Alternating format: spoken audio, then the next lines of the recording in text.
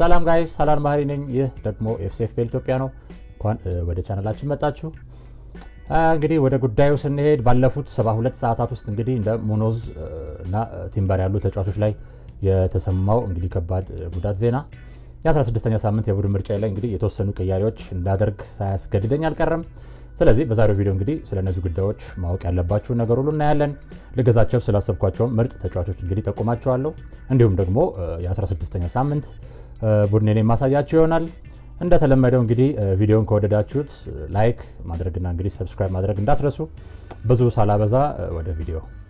በመጀመሪያ እንግዲህ ባጭሩ የ15ኛው ሳምንት እንዴት እንደነበረ ለማየት ያህል 56 ነጥብ ማምጣት ችያለሁ። በአጠቃላይም እንግዲህ ደረጃም ከዓለም 90,000 ደረጃ ላይ ነኝ። ያው ካለፈው ሳምንት 3,000 ያህል ደረጃ ብቻ ነው ማሻሻል የቻልኩት። ከቡድኔ ደግሞ እንግዲህ ነጥብ ያመጡልኝ 3 ተጫዋቾች ብቻ ናቸው። እነሱ ቪካሪዮ 6፣ ፎደን 12 እና ብሩኖ ፈርናንዴዝ 18 ነጥብ አምጥተውልኛል። ያው ፎደን እንግዲህ በሴሜኒዮ ባለፈው ሳምንት ነበር ቀይሬ ያስገባሁት። ያው ከረፈደ ቢሆንም እሱም አላሳፈረኝም። ሌላው የ15ኛው ሳምንት አዲሱ ተጫዋች ወይም ተጫዋቼ ኢጎር ቲያጎም እንግዲህ በ2 ነጥብ ብቻ ነው የወጣው። ከዛ ውጪ በጣም ትልቅ ስህተት የሰራሁት የቤንች አቀማመጥ የነበረ ሁሌ ማስጠነቀቃችሁ ነገር እኔው ራሴ እንግዲህ ተሸውጄበታለሁ።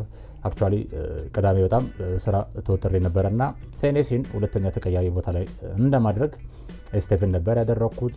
በዛ ምክንያት እንግዲህ በተጎዳው ሙኖዝ ፋንታ 8 ነጥብ ያመጣው ሴኔሲ ቁጭ ብሎ ኤስቴቭ 3 ነጥቡን እንደያዘ ወደ ቡድኔ ገብቷል። በኤስቴቭ ፋንታ ሴኔሲ ቢሆን ተቀይሮ የገባው ኦቨርኦል ራንኬ ወደ 62,000 አካባቢ ነበር የሚሆነው። እንደሱ ቢሆን አሪፍ ነበረ፣ ግን አሁንም ያለበት ደረጃ እንግዲህ ለክፉ የሚሰጥ አይደለም። ወደ 16ኛው ሳምንት ቡድኔ ሲሄድ እንግዲህ ከተሰጡን 5 ነፃ ዝውውሮች ምንም እስካሁን ያረኩት ዝውውር የለም ወይም አልተጠቀምኩም። እንደምታዩት ደግሞ እንግዲህ ሙኖዝ፣ ቲምበር፣ ጋክፖ እና ሴኔሲ ከቡድኔ እንግዲህ ፍላግ የተደረጉ ተጫዋቾች ናቸው። ያው ሙኖዝ እንደሰማችሁት ከ4 እስከ 6 ሳምንታት ከሜዳ እንደሚርቅ እናም ደግሞ ከሱ ባለፈ ደግሞ ቀዶ ጥገናም እንደሚያስፈልገው ተረጋግጧል። ስለዚህ ሙኖዝ ቡድናችሁ ውስጥ ያላችሁ ሰዎች ኦብቪየስሊ እሱን መሸጥ ግድ ይላችኋል ማለት ነው። የቲምበር ትንሽ የተሻለ ነው፣ ምክንያቱም እንግዲህ የእሱ መጠነኛ ጉዳት እንደሆነ ነው የተሰማ ያለው። አይ ቲንክ ህመም መሰለኝ።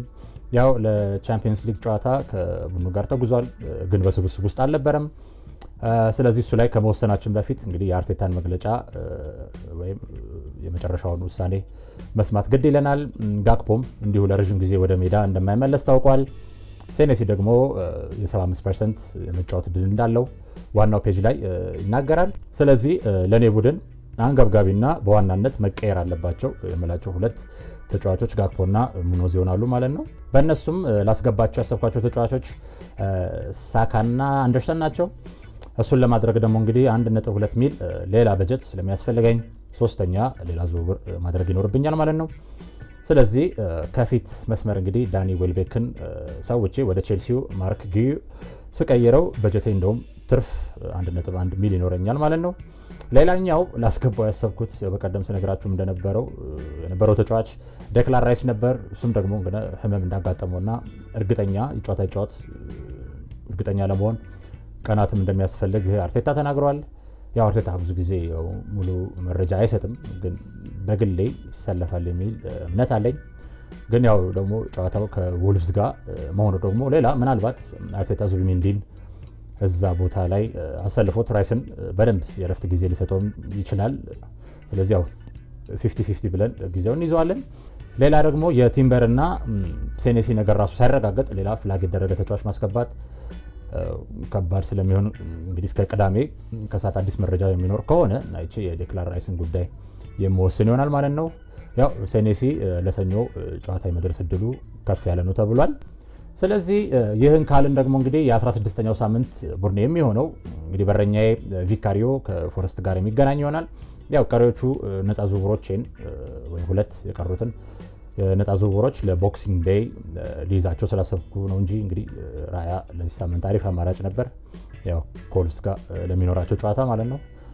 ቤንች ላይ ደግሞ እንግዲህ ዱብራፍካ የሚቀመጥ ይሆናል። ወደ ተከላካይ መስመር ሲሄድ ደግሞ እንግዲህ ቲምበር፣ ቫንዳይክ እና አዲሱ ተመዝጋቢ አንደርሰን እናገኛለን። ቤንች ላይ ኤስቴቭ እና ሴኔሲ የሚቀመጡ ይሆናል። ይህ ማለት ደግሞ እንግዲህ በዴፍኮን ነጥብ ከአንደኛ እስከ 3ኛ ደረጃ የያዙት ወይም ያሉት ተጫዋቾች ቡድን ውስጥ አሁን ይገኛሉ ማለት ነው። ያው ሴኔሲ፣ ቫን ዳይክ እና አንደርሰን ማለት ነው። ወደ አማካይ ስናልፍ ደግሞ እንግዲህ ፎደን፣ ኔቶ፣ ብሩኖ፣ ሳካ እና ኤንዞ እናገኛለን። ያው ፎርሜሽን የሚሆነው 3-5-2 ነው። ግልጽ ነው ብዬ ነው እሱ። አዲሱ ተጫዋች ሳካ እንግዲህ በዚህ የውድድር ዓመት ለመጀመሪያ ጊዜ ነው ቡድንን የተቀላቀለው። ወልቭስ ላይ እንግዲህ በጣም ብዙ ሪተርን ያገኛል ብዬ ተስፋ አደርጋለሁ። አርቴታም እንግዲህ የግብ ክፍያ ልዩነቱን ለማስፋት የሚመቸው ጨዋታም ይመስለኛል። ፎደን ደግሞ እንግዲህ ባለፈው እንዳልኳችሁ አሁን ባለበት ፎርም ክሪስታል ፓላስ ያስቆመዋል ብዬ በፍጹም አላስብም። እንደ ቡድንም እንግዲህ ወጥረው መያዝ የሚችሉት 9 ቁጥር ነው ክሪስታል ፓላሶች ሃላንድም እንጂ እንግዲህ የፎደንን የተቀያሪ ጨዋታ ባህሪ በአሁኑ ሰዓት የማስቆም አቅም አላቸው ብዬ አላስብም። ያው በጣም ከጨዋታ መደራረብ ብዛት ምክንያት እንግዲህ ፓላሶች ጨዋታ መሀል ቴምፖቸውን ሲወርድም ማየት ችለናል። ሌላው ትልቁ ጉዳይ ደግሞ እንግዲህ 2 ቼልሲ ተጫዋቾች ሚድፊልድ ላይ ያሉና እንደ ዋናው እቅዴ እንግዲህ አንዳቸውን በዚህ ሳምንት ወደ ዴክላን ራይስ መቀየር ነበር። ያው ቀደም እንዳልኳችሁ እስከ ዴድላይን ድረስ መረጃዎችን ማየት ይኖርብኛል። እርግጥ ራይስ የማይሰለፍ ከሆነ እስከ ቀጣይ ሳምንት ጠብቃለሁ እንጂ አማካይ ቦታ ሌላ ዝውውር አላደርግም። ብሩኖም እንግዲህ ባለፈው ስለ ዴክላን ራይስ በነጥብ አማካዮች አንደኛ እንደሆነ አውርተን ሳንጨርስ የወልቭስ ጨዋታ ላይ ባመጣው 18 ነጥብ ብሩኖ አሁን በ85 ነጥብ ከራይስ በ1 ነጥብ በልጦ እሱ የክብር ቦታውን ይዟል። ከቦርንማውዝ ጋርም እንግዲህ ከሱ ሪተርን እንግዲህ የምጠብቅ ይሆናል። ወደፊት መስመር ስንሄድ ደግሞ እንግዲህ ሃላንድን እና ኢጎር ቲያጎ እናገኛለን። ከቲያጎ እንግዲህ በዚህ ከሊድስ ጋር በሚያደርገውና ሳምንት ደግሞ ከወልቭስ ጋር በሚኖረው ጨዋታ ጥሩ ነጥብ እናገኛለን ብዬ ተስፋ አደርጋለሁ። ያው ሁሌ ደግሞ እንደምለው ሃላንድ ነው። ሰሞኑን ሊጉ ላይ እንግዲህ ቀዝቀዝ ብሏል።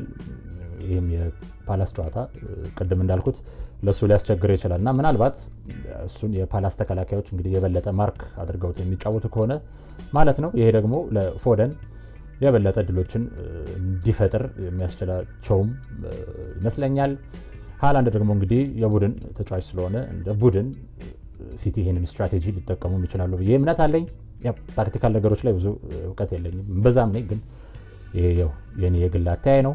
እንግዲህ እናንተ ደግሞ ሀሳብ ካላችሁ ኮመንት ላይ ብታጋሩኝ ደስ ይለኛል። ከዛ በኋላ ወደ ካፕቴን ምርጫዬ ነው የምንሄደው። የ16ኛው ሳምንት ካፕቴኔ ደግሞ የሚሆነው አዲሱ ተመዝጋቢ ቡካዮ ሳካ ነው።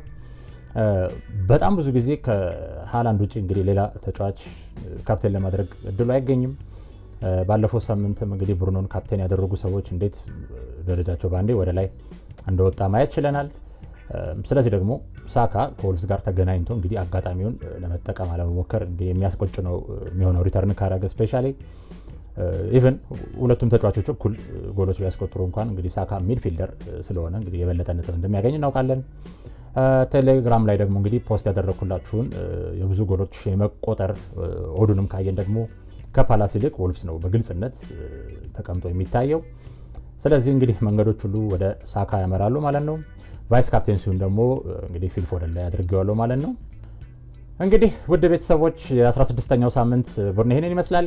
በተሻለ መጠን አዲስ ነገር ሲኖር እንደተለመደው ቴሌግራም ቻናል ላይ ቶሎ ቶሎ አፕዴት አደርጋችኋለሁ። አስተያየት ወይም ጥያቄ ካላችሁ እንግዲህ ከስር ኮሜንት ላይ ማስቀመጥ ትችላላችሁ። ቪዲዮ ከተመቻችሁ ደግሞ እንግዲህ ላይክ እና ሰብስክራይብ በማድረግ የቤተሰባችን አባል መሆን ትችላላችሁ። ከዛ ውጪ እንግዲህ መልካም የውድድር ዓመት እመኝላችኋለሁ። በተረፈ ስለተከታተላችሁኝ አመሰግናለሁ። ቴንክ ዩ ወይም ባይ